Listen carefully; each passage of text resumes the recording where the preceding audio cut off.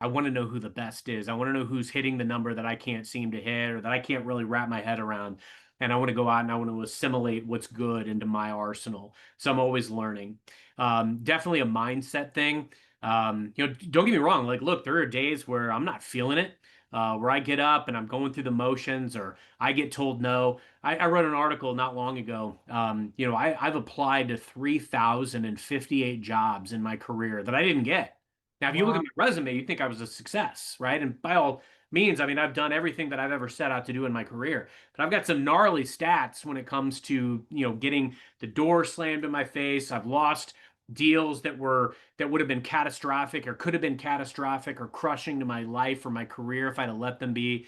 Um, I was laid off at what I felt was my peak, but I just kept getting back up. So I think what sets the top 1% apart is that you've got to commit. You've got to commit to a strategy.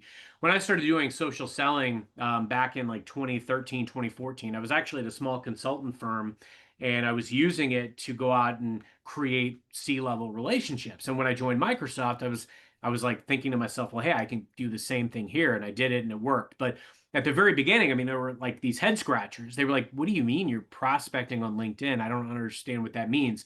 I knew that it would work because, again, it's a probability thing. I talk a lot about the movie and book Moneyball. The old, Oakland Athletics general manager Billy Beane, who was played by Brad Pitt in the movie, but it was the 2002 A's, and going up against big budget teams like the Yankees that they couldn't compete with dollars wise.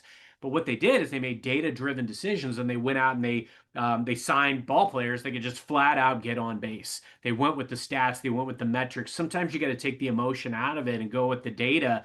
And if I do the activities, Mark, that have the higher probability of success at every step of the process, then by default, I will be more successful over time. I'm one of those people, I believe the house always wins. You've got to go with the odds. And so I always look to shore up my process as far as every step of the sales cycle. How do I write that perfect prospecting message? How do I create a message that's going to have the highest probability and rate of return? Then from that step, how do I make sure that I keep momentum? Now, I've read all the statistics that you have a great meeting with a customer, but they're going to forget 50% of it within 2 weeks. So you've got to jump while the getting's good. You can't just let things go. And where I've seen so many sellers fail is, you have a great meeting and everybody's hyped, but then you just let things fester too long and then the momentum is lost. You've got to follow up quickly. I finish a great meeting.